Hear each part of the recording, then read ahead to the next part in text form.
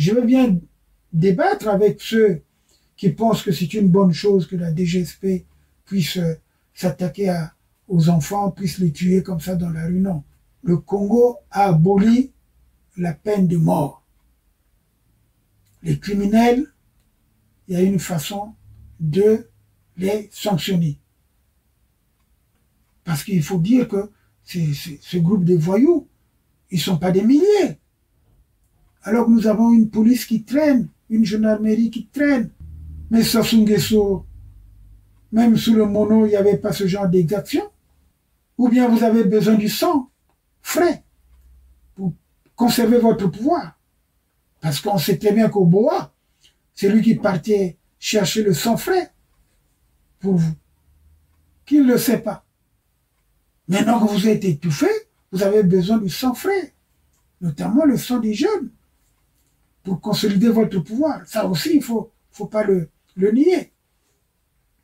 C'est connu de tout le monde. Donc, nous, on n'encourage pas cela. Et je mets en garde tous ceux, justement, qui vous soutiennent aveuglement. Ils doivent se ressaisir. Parce que nous n'avons pas besoin de faire couler le sang de nos enfants. Oui, attends, on va l'arrêt lingala français c'est permis. Tout le monde parle sur le droit du wiki, ou la question qu'on pose.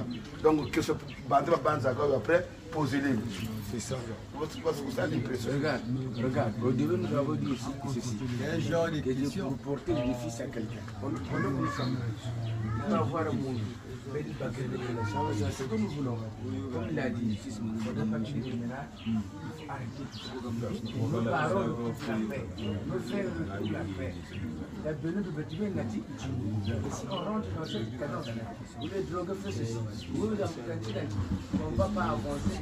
On va peut-être faire un peu de béni. On gagne quoi là-dessus? Il faut qu'on arrête ça. C'est ça, on doit discuter avec vous pour arrêter tout ça là. Qu'est-ce qu'il faut faire? Arrêter. Maintenant, il y a un premier ici. Par exemple, je prends un exemple. Il y a des quartiers, nous sommes religieux. On a des fritis avec météo, on va à Wissana pour la tour commission Kabata Wissana. On a idée sur le tabac. Maintenant, tu as disposition de l'État Bongo, au moins mon quartier Gina, au moins quartier Zamfukana. Parce qu'on n'a pas de réponse à ces questions-là, c'est pour ça que nous sommes plus. Parce que nous, on ne doit pas, c'est pas une dictature. C'est-à-dire, on est venu pour discuter. On échange un peu pour voir un peu voilà, qu'est-ce qu'on peut faire. D'abord, pour savoir qu'il y a des problèmes entre deux quartiers, il faut que vous puissiez nous dire. Puisque nous, on n'est pas dans les quartiers. Moi, je n'habite pas ici. Mais je suis venu pour toucher du doigt pour savoir le problème qu'il y a entre tel secteur et tel secteur. Maintenant, quand on va connaître le problème, on va discuter avec tout le monde. Vous avez 8 problèmes. La problématique est posée. On va passer aux solutions. Les solutions, c'est par rapport aux propositions qui seront émises ici aussi. Un jour aussi quelque part, quand nous voyons tout simplement. Vraiment, et ta DGSP c'est fini. Ah bah mon bon macaba tout. Batem na ruelle et ça va jouer bomber.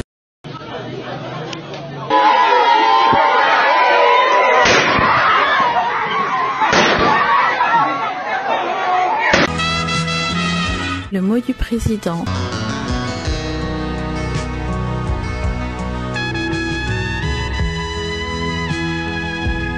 Le mot du président du réseau Forum Radio-Télévision des droits de l'homme.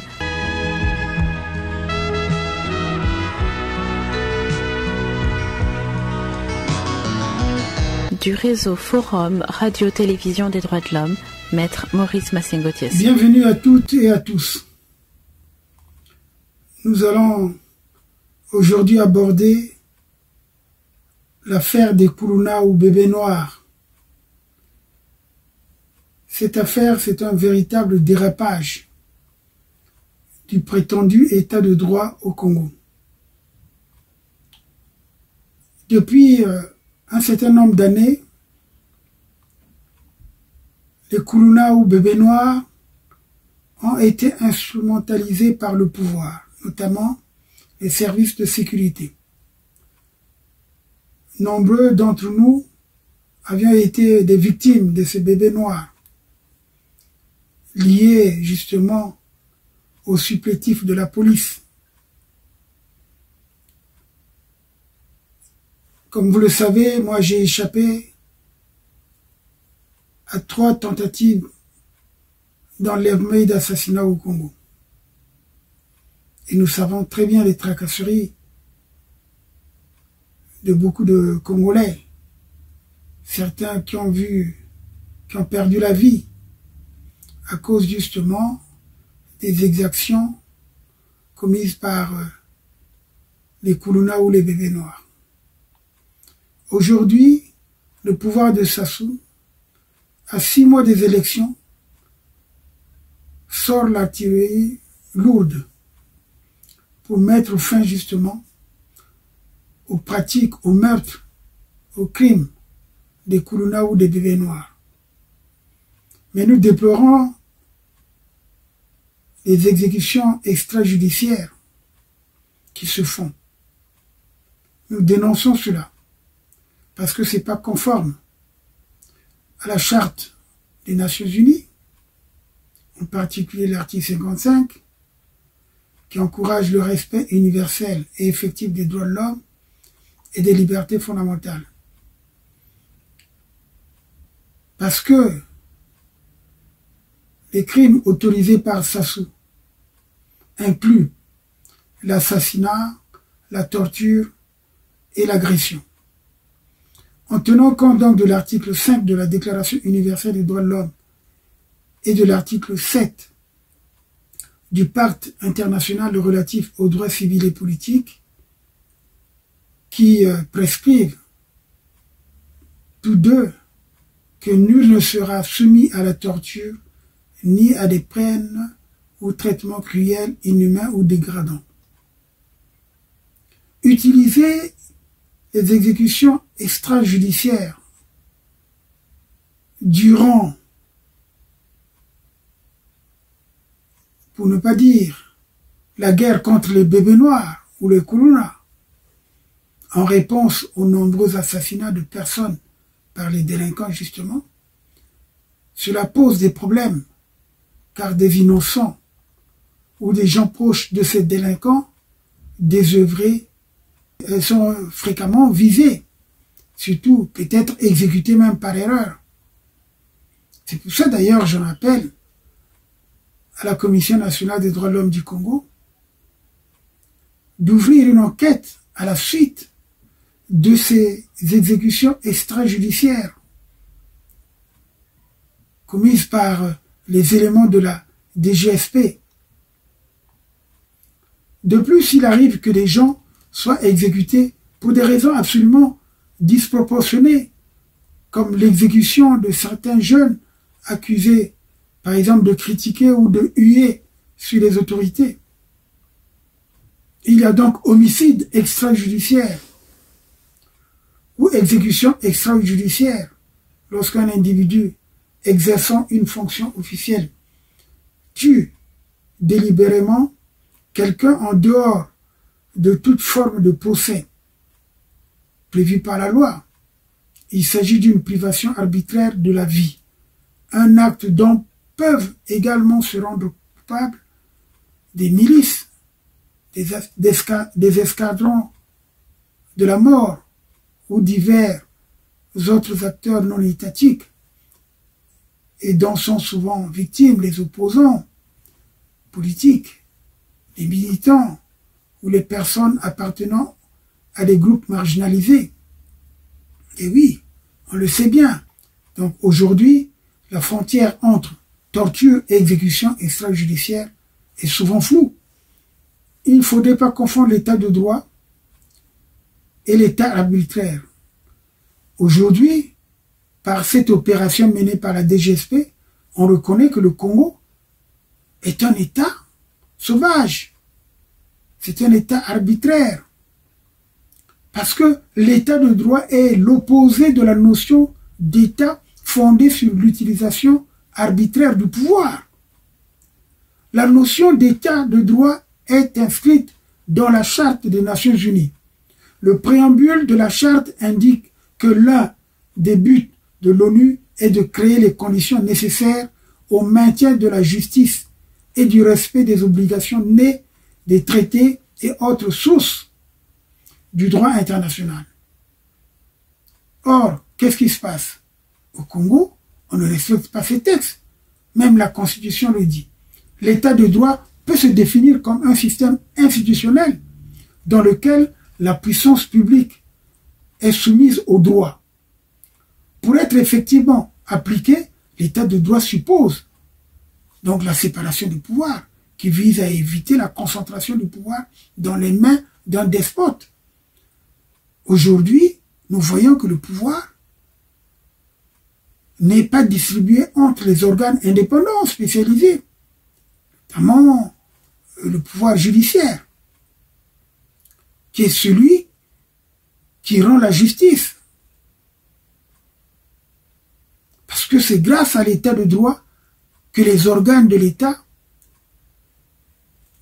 peuvent fonctionner correctement. On ne peut pas accepter que la DGSP, qui est une direction générale de la sécurité présidentielle, puisse s'ériger en justicier du pays. On sait très bien que les Congolais souffrent de cette situation provoquée justement par ce même pouvoir. L'État qui a compétence pour édicter les normes juridiques se trouve lui-même soumis à ses propres règles. Il faut le savoir. C'est ce qu'on appelle en droit l'existence d'une hiérarchie des normes qui constitue donc l'une des plus importantes garanties de l'état de droit. Dans ce cadre, les compétences des différents organes de l'État sont précisément définies et les normes qu'ils édictent ne sont valables qu'à condition de respecter l'ensemble des normes de droit supérieur. Au sommet de cet ensemble pyramidal figure donc la Constitution, suivie donc des engagements internationaux, de la loi et puis des règlements. Donc l'État, qui a compétence pour édicter le droit, se trouve ainsi lui-même soumis aux règles juridiques. Pour ceux qui veulent dire que voilà, on viole les droits de l'homme par-ci par-là, mais la garde républicaine constitue un élément essentiel au bon fonctionnement pourtant des institutions, en assurant ses missions de sécurité publique et de représentation protocolaire. Il n'est pas exceptionnel que les gardes républicains soient dépêchés temporairement dans les endroits, localités ou même les ambassades congolaises à l'étranger lorsque la situation locale exige que leur sécurité soit renforcée. C'est ce qui se fait. C'est ce qui a été fait d'ailleurs à l'ambassade du Congo à Paris, par exemple. On a envoyé des éléments de la GR pour assurer la sécurité justement de l'ambassade du Congo qui était souvent harcelée par les indignés, pour ne pas dire les combattants de la diaspora. Donc aujourd'hui, je dirais que l'État voyou de Sassou a opté pour une politique discriminatoire. Cette politique de développement séparé, l'apartheid, que nous ne cessons de dénoncer, qui ne fait pas donc recourir à des examens, concours ou toute forme de sélection, constituant un élément de transparence pour éviter et enrayer le tribalisme, le régionalisme et donc le favoritisme dans le recrutement des éléments de la garde républicaine. Parce qu'aujourd'hui, nous savons très bien que 98% des éléments qui constituent la garde républicaine sont des éléments de la tribu de Sassou, de la région de Sassou. On ne peut donc pas nier l'hégémonisme des Moshi de la Lima Oyo sur les autres communautés ethniques. C'est pourquoi nous plaidons sur le système fédéral. Car aujourd'hui, comme je l'ai dit, le garde républicain est recruté parmi les sous-officiers et officiers déjà dans la gendarmerie, par exemple. C'est comme ça que ça se fait dans les pays civilisés. Parce que aujourd'hui, cette opération ressemble bien à un recours, à un état d'exception. Il n'y a pas une crise qui nécessite justement l'intervention de la DGSP. Il y a la police, il y a la gendarmerie. Si ces institutions sont défaillantes, il faut les sanctionner. Ndengue qui était là, avec les Obara, tout ça là, ils ont laissé évoluer les bébés noirs, les Koulouna. Aujourd'hui, le nouveau général qui vient, Obami, tout fils, il est incompétent. Le commandant de la gendarmerie au Sal également incompétent. Moi, je me souviens, en 2010, lors du 50e de la gendarmerie, j'avais été appelé à l'école nationale de la gendarmerie du Congo, Bifuti. Le directeur de l'école qui était là m'avait demandé de faire un cours sur justement les droits de l'homme au niveau des gendarmes. Et je pense que ces notions sont connues de tout le monde. Lorsqu'on a une certaine formation, on est au moins lieutenant, on doit connaître ce que dit la Constitution.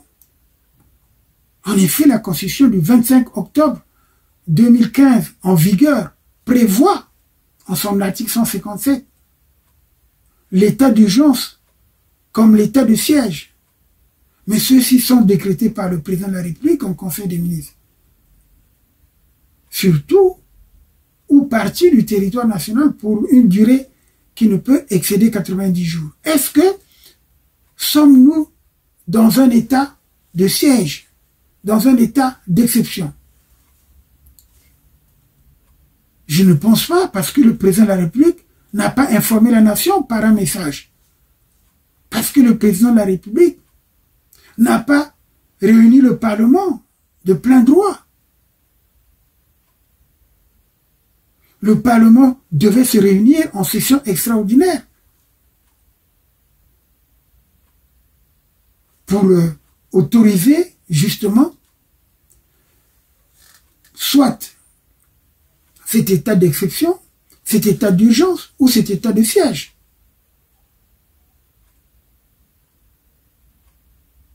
Donc, je pense que nous sommes là dans une situation qui montre que nous sommes dans un état arbitraire, dans un état sauvage. Le recours à un état d'exception est lié à une crise qui justifie des actions rapides et adaptées. Bon, maintenant, nous savons très bien que tous les régimes d'exception, y compris celui qu'évoque l'article 157 de la Constitution, comprennent un cadre légal fixant leur durée, prolongement éventuel et fin de leur application. Parce que cette opération, on ne sait pas dans quel cadre juridique ou constitutionnel on va la placer. Cet état d'exception non proclamé ni décidé par le Parlement est une mesure d'urgence qui peut nuire aux libertés individuelles, au droit à la vie et au respect de l'état de droit. La question de la pérennité des dispositifs exceptionnels s'est posée par exemple au sujet des manifestations qu'il y avait en octobre 2015. Voici aujourd'hui 10 ans. Sassou nous chante la même chanson. À la veille des élections, il va inventer une opération de la DGSP. Pour faire quoi? Il y a bien des lois, il y a bien des textes, il y a bien des institutions qui peuvent réprimer le banditisme. N'y a-t-il pas des lois renforçant la lutte contre le banditisme et la sécurité intérieure pour réprimer justement les bébés noirs ou les koulouna? La police ou la gendarmerie, des éléments bien formés, auraient pu encadrer ces opérations de lutte contre la criminalité ou le banditisme organisé. Parce que ce régime d'exception décidé unilatéralement par le dictateur Sassou Nguesso, c'est une façon d'épouvanter les Congolais. C'est une façon également de restreindre certaines libertés publiques ou individuelles.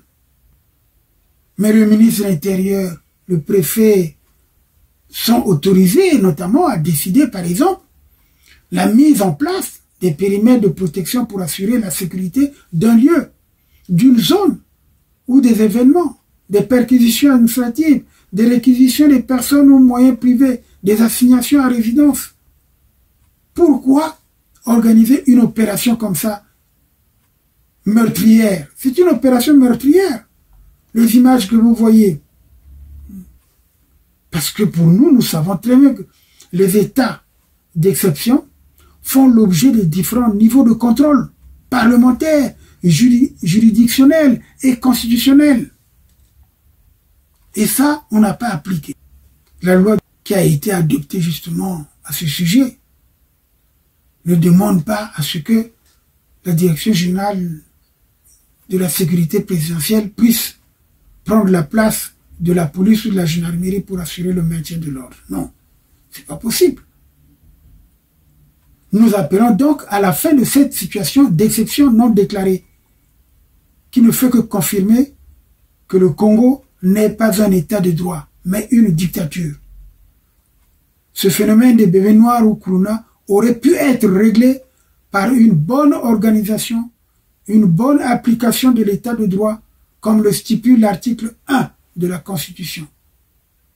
Oui, en tant qu'État décentralisé et démocratique, il est urgent de favoriser une république fédérale qui, dans chaque entité territoriale, aura sa police qui fera respecter le bon ordre, la sûreté et la salubrité publique sur le territoire de sa commune ou département, dans la limite de leurs compétences légales, bien sûr. La police territoriale que nous voulons, nous, si nous balayons Sassou. Donc cette police territoriale ou communale pourra intervenir seule dans le cadre de la force publique, sous l'autorité fonctionnelle des maires, préfets, des communes ou des départements concernés. Voilà, ça c'est l'état de droit. Les policiers territoriaux ou communaux devraient donc assurer sous le contrôle administratif du représentant de l'État dans le département, la région ou la commune, d'assurer les missions de la police sur le territoire de la commune ou de la région. Le rôle de la police, par exemple, territoriale,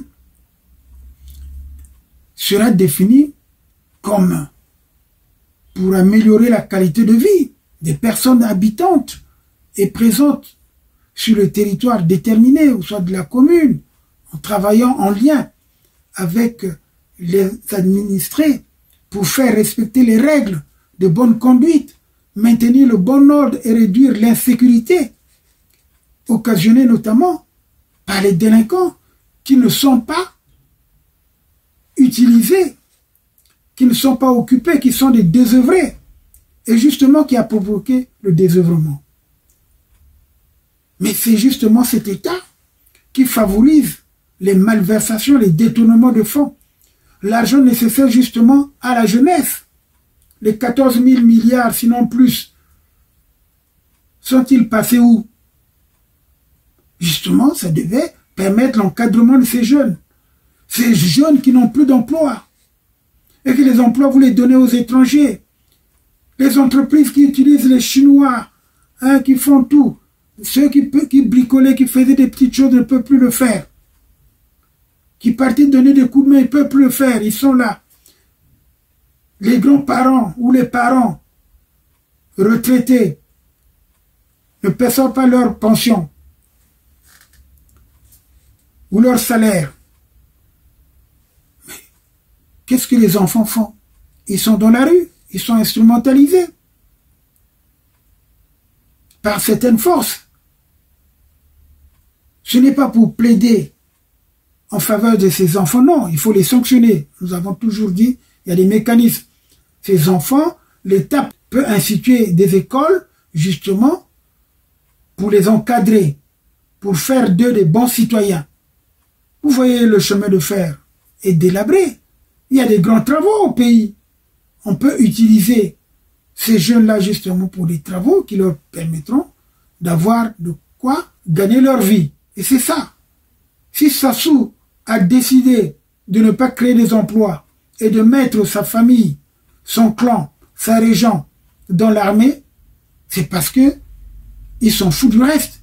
C'est pour cela qu'ils ne répriment pas les gens qui volent l'argent. Ils ne sanctionnent pas. Et aujourd'hui, il nous sort la DGSP, justement, pour commettre des meurtres. On ne peut pas accepter cela. On ne peut pas accepter cela. Nous entendons des gens raconter leur vie. C'est normal, nous sommes contents.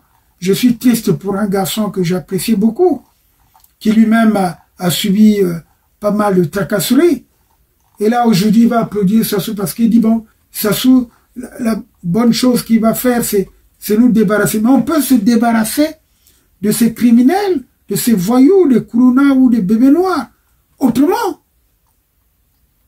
Et on ne peut pas raconter n'importe quoi les droits de l'homme. Mais les droits de l'homme, c'est parce que vous ne comprenez rien.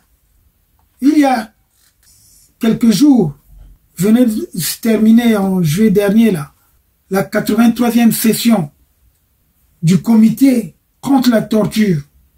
Mais ce comité prend également compte des actes de ce type perpétrés par des acteurs étatiques ou non étatiques. Je vous apprends que le 3 ou 28, du 3 au 28 novembre, il y aura la 84e session du comité contre la torture.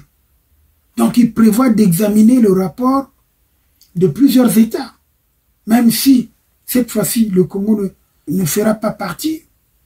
Mais nous pouvons déposer effectivement des rapports, donc apporter notre contribution écrite pour que cet organe des Nations Unies examine justement ces situations de violation des droits de l'homme, où la DGSP va donner la mort gratuitement alors que dans ce pays, la peine de mort est interdite.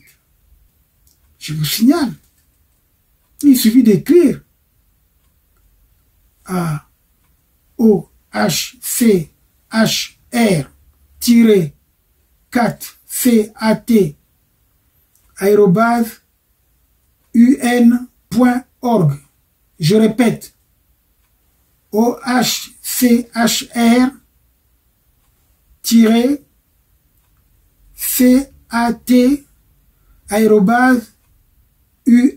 @un.org.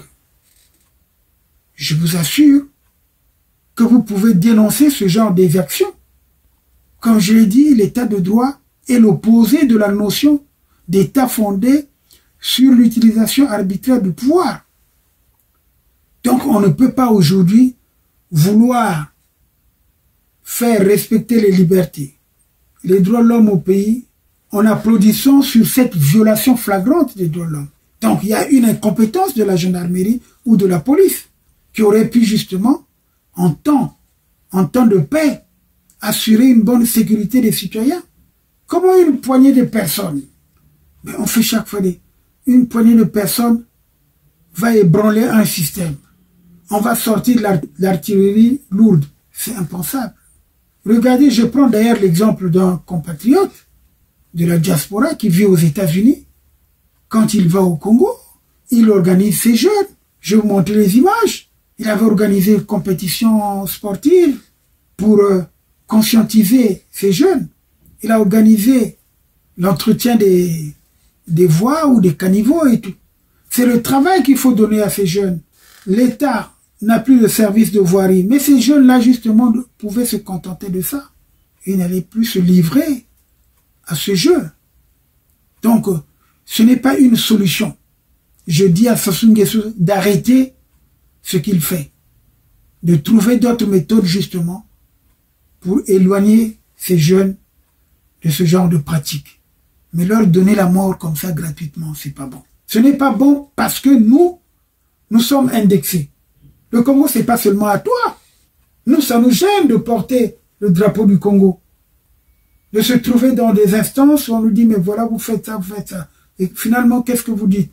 Cette promotion, l'assistance qu'il y a, parce que les Nations Unies assistent les États qui sont en difficulté pour faire appliquer certaines normes.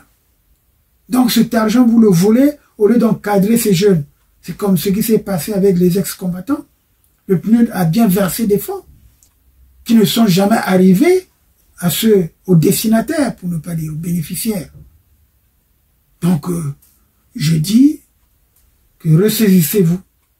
Nous devons dénoncer cette manœuvre de la DGSP. Si les chefs de la gendarmerie ou de la police ne sont pas compétents, il faut les démettre. En tout cas, cette opération de police ne peut pas se faire d'une façon militaire.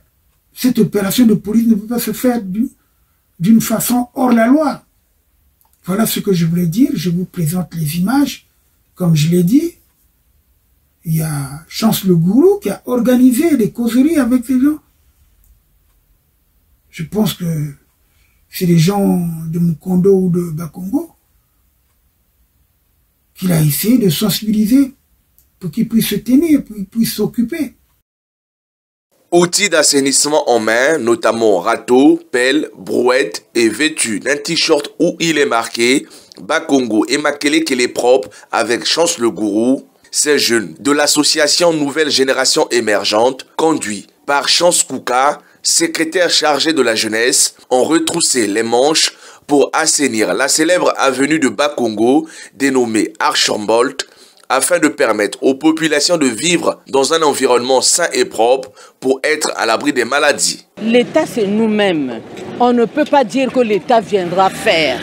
Donc, on doit mettre la propriété là où nous vivons, parce que la propriété chasse la maladie. Vraiment, j'encourage très fort cette association de ceux qui le font. Cette opération, dénommée Bakongo et Makele qu'il est propre, s'est également poursuivie sur l'avenue Kitenge.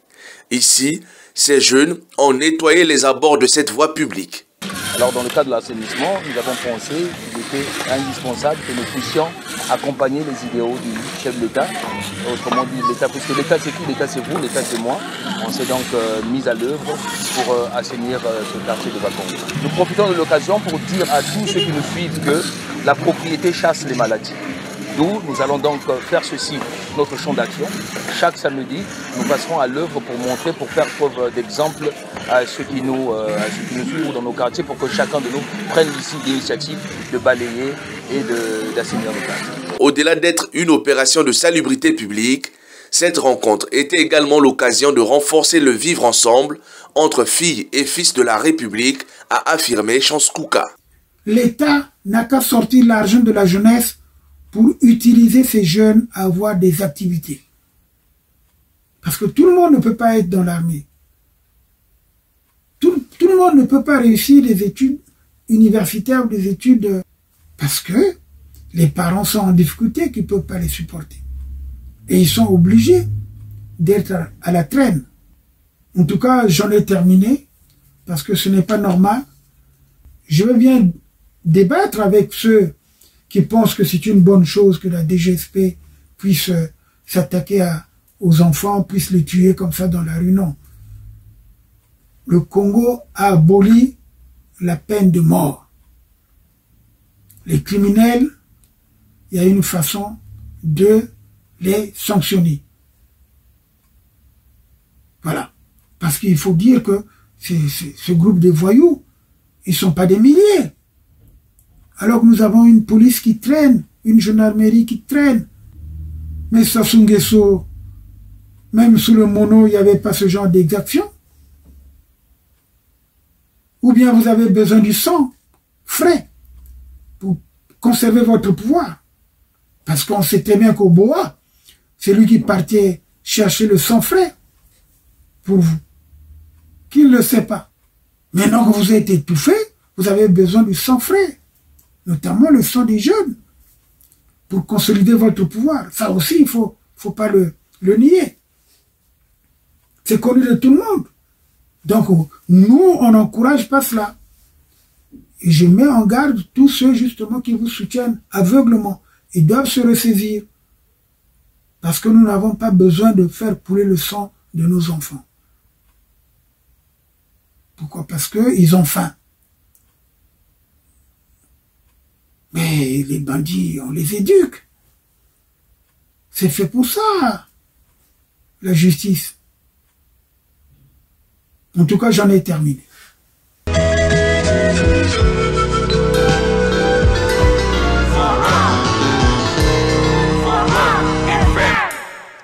Radio Forum FM 105.8. Soyez les bienvenus à la Radio Forum FM. Nous vous remercions, nos auditrices et auditeurs. Radio des droits de l'homme au service des auditeurs. Radio Forum FM, accueil hospitalier. Maxime Chassé vous aime bien. Droits de l'homme, c'est votre radio. Soyez à l'écoute aux émissions de droits de l'homme.